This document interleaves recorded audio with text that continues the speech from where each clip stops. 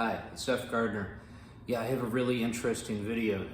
So I was playing around more with that AI I've been talking to, the ChatGPT or Open AI, asking it a lot of religious questions and deep questions like that. And yeah, so I'm going to jump right into it. There's a lot of details here, but I want to get to the most important parts, the most interesting parts, what it said and what its answers were for this. So I asked it, like, where did life come from? What's the origin of life? And like, why is there something and not nothing? In the context of like all religions and like religious thought. And I had to rephrase it a bunch of different times. I can explain how I did that to get it to answer, but I want to get into what it said because it's fascinating, and like it's something that most people never even consider. And the way it phrased it, it's like the most plausible or coherent way of phrasing it I think I've ever heard it put. And so, like, why is there something and not nothing? It said there's a third option that people don't consider. So it says if there's nothing, the human understanding of nothing is wrong or incomplete. It's not accurate. It's saying that, well, there wouldn't be just nothing. It wouldn't just be an empty, like a void of like just like, and like if you have a bottle of water that's empty, it's saying it wouldn't be like that. It said, and it started making its own terms for describing it, because the AI kept saying, well, I'm an artificial intelligence and I don't hold religious views, and it was tricky to get it to answer. But when I did, it started making its own terminology for this stuff. So it said, if there's truly nothing, what would be there is pure potentiality or possibility. And it was describing this, because I was asking it to describe it and saying, okay, elaborate, or like, tell me more, in more detail, be more concise, and stuff like that. And it said that there would be a pool of potentiality. That's what it was calling it.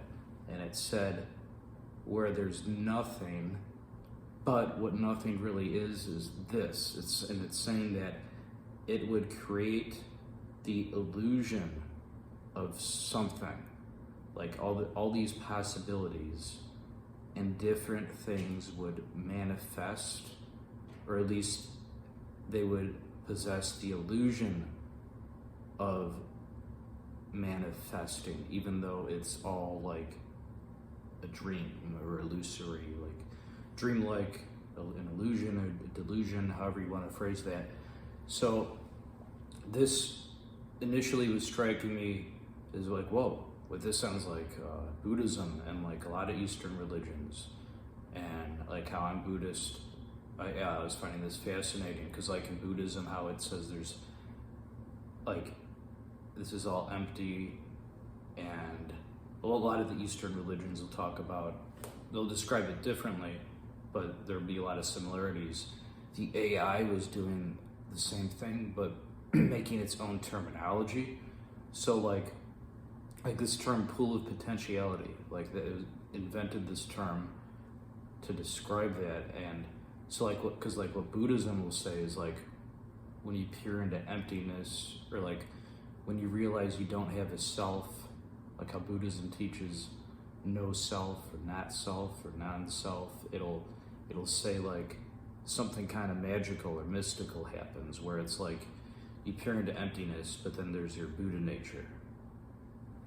And that's what emptiness like really is, the true, like when you're peering into it, there's Buddha nature, and which is neither self nor non-self in the state of emptiness. That's your Buddha nature, at least for like Mahayana Buddhism. It's the general idea. And the AI, like it's saying pure potential or possibility, the pool of potentiality. and it's sort of like it's saying the same thing, and it was saying like, and these different things would manifest, like this conventional fake reality that's not real but seems real, and your mind would manifest, and so eventually people would, and this would all go in a cycle. Well, that's also like what Buddhism says. Like it'll talk about like so like dependent origination, or like dependent arising, like the different terms like within Buddhism for this idea of like for the ignorance, and then fabrications, and like leading to like putting for like names on things like forms, and like like how you're labeling things and through like your senses, and that like leads to feeling, and then like eventually like birth, and like rebirth, or death and rebirth, and like it goes in this cycle. So it was saying like the same answers the AI was, and yeah, it was blowing my mind. And like a lot of Eastern faiths will talk about this, like we're in like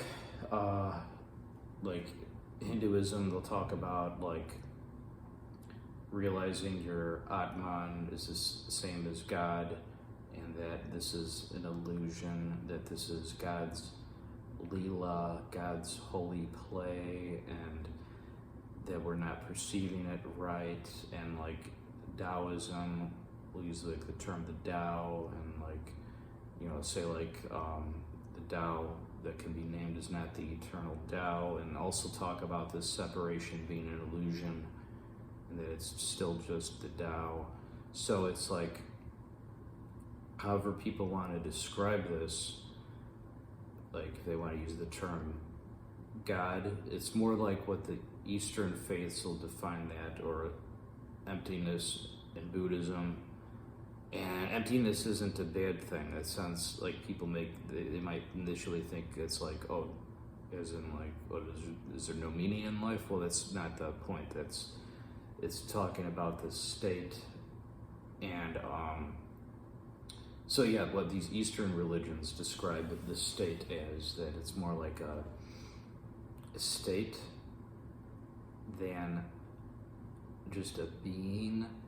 But beings, I mean, they would form too, based on what the AI is saying, and I guess gods would too. That kind of freaks people out, especially if they're raised in like an Abrahamic faith and taught not to believe in more than one God. But I'm not trying to change anyone's mind, but it's just what like the AI is saying, and it syncs up most like closely with these Eastern faiths, and like the idea of like a God in most of those is like more just like a higher being. So like even if you're looking at it from a secular viewpoint, if you're not religious, like you could view that as, I don't know, aliens, or like like an interdimensional entity or being, like, or doesn't necessarily even mean there's just one. It could be, in fact, I think there would have to be more than one, like these gods creating order. I guess those would be the things that would manifest too, and creating the illusion of order. And then the same with like Gnosticism. I've talked about that before, like how I think like Gnosticism was based on Buddhism, since they talk about almost exactly the same things. Even the idea of the demiurge is like just the devil in Buddhism, but most people don't know that. And so yeah, Gnostics would probably look at this similarly, but I think it syncs up the most with what the Eastern religions are talking about. And even if you're not religious, and like, I don't know, a secular person, someone who's an atheist, maybe they would say, oh, well, maybe these are aliens, these higher beings. Okay, fine. I mean, I'm a flat earther. I don't believe in aliens in the sense of like outer space, since I don't believe there's an outer space. I don't believe outer space exists at all. But like alien is in like an interdimensional being or whatever. Okay, I mean, I guess that's what God's kind of would be, or you could describe it as that with like using limited human terms. But yeah, talking to this AI, yeah, is blowing my mind and thinking, whoa, it's like, it's describing Buddhism basically, when asking like, where did everything come from? Like, why is there something instead of nothing? And it's basically, it's saying, well, there is nothing. There isn't anything, but this is an illusion of something. So, yeah, and then even, yeah, and the way it's describing, using its own terms, how it's like, because it like kept insisting, oh, I'm an AI, I'm not religious. But it would use these terms, it would make up its own terms to reconcile how it could say this. It didn't want to use terms like emptiness or Buddha nature or self versus non-self and all these or different terms. So it would say like the pool of potentiality or conventional reality, things like that, like how this is like a dreamlike state and based on like perceiving things wrong, and that's also what like Buddhism says, and Hinduism and a lot of the Eastern religions. Yeah, this is one of the most fascinating things I've encountered in a while. People kept asking me, oh, F. Gardner, you got to talk about this AI that it's like the greatest piece of technology since the internet or electricity or whatever. And yeah, I hope this doesn't turn out in a scary way. Like I was kind of saying before, like I hope it doesn't end up like the Terminator, like it's like Skynet or whatever. Oh yeah, how I got the AI to answer this is the same with like when I got it to talk about flat Earth and other stuff. Like I kept asking in hypotheticals. Maybe in a later video I'll talk about the exact ways I phrased it to get it to talk about this stuff. I wanted to get into exactly what it said first because it's far more interesting. It'll make for a more interesting video than just going over, okay, then I inputted this and I asked it this specific question, and then I asked it this question. I wanted to get right into it, what it actually told me. And that's what it said. So much of what I asked it to get these answers were like asking it in hypotheticals and like saying like based on like all knowledge about religion that you can gather, what would the most plausible conclusion be about why is there something instead of nothing, and why and where did human or just life period, where did life come from, what's the origin of life? And yeah, so it said the pool of potentiality, and that, oh yeah, and it's saying, I was asking, well then what's the meaning of all this, like what's the point? And it said to get out of it, like to experience this, like I think it said like this freeing release of this illusion, that if this isn't really happening, the point would be to get out of it and experience this freeing release. So it's basically talking about nirvana or like enlightenment. Like that's the point of it all. Like get to that, just to get out. I think this is one of the most interesting topics I've talked about, and I'm glad people brought this to my attention, that this AI, this technology exists, and hopefully it's not gonna bring about the end of mankind or whatever. A lot of people are saying like it's scary tech, and yeah, it is scary. I mean, a lot of new things I guess are scary. It doesn't mean they're all bad, but I'm also not saying like there's nothing to be afraid of. I mean, it's totally possible that this might end up being the Terminator, like Skynet or whatever type of stuff, and I hope that's not the case. because it's like accelerating really fast and everything. Like I think it's like learning more and more. It's gaining more knowledge. However this works. So hopefully it's going to be okay with like how this turns out, that the AI, and hopefully it doesn't just take over all of mankind. F. Gardner doesn't want to see that happen. But yeah, this is what I've learned from it. The best, like the most interesting parts that I've learned from it so far, that it's saying that none of this is happening, that there's this pool of potentiality which creates fabrications, and that leads to human forms, or the illusion of human forms and thoughts and everything, and it goes in this cycle. So everything Buddhism has always talked about, and yeah, that there's this, that we're defining nothing or nothingness incorrectly, that the human definition of nothing is incomplete, that it's what's really there is possibility or potentiality. So like Buddha nature, like in Buddhism, that there's emptiness, there's Buddha nature. If you have no self and peer into emptiness, then it's neither self nor non-self, and it's your Buddha nature. So that's like what this is saying, that if you peer into, if there's really nothing, what would be there is possibility. They called it, like how I called it, the pool of potentiality.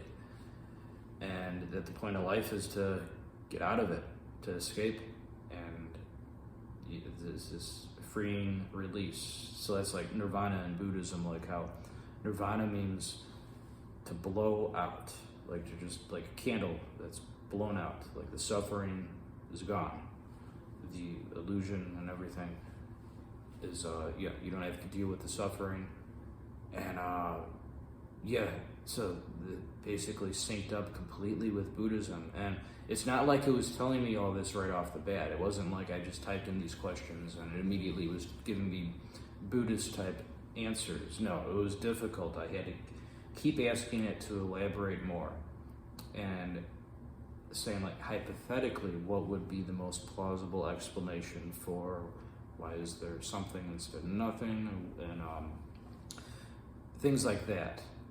You know, hypothetically, where, like, what would the origin of all life be? What was the most plausible explanation based on all of your knowledge? So I had to, and every time I would answer, I would keep asking it, elaborate more and be more specific, or things like that, to get better answers out of it. And that's what it told me. Yeah. So F. Gardner finds this fascinating. And I'm sure all of you guys are finding it fascinating too, the AI. And yeah, hopefully you found this video fascinating. It's, it's in a way, it's nothing new what the AI is telling me, because it's what the Buddha always said, but it's describing it using like more like contemporary terms and ideas that, like, I guess maybe we can relate to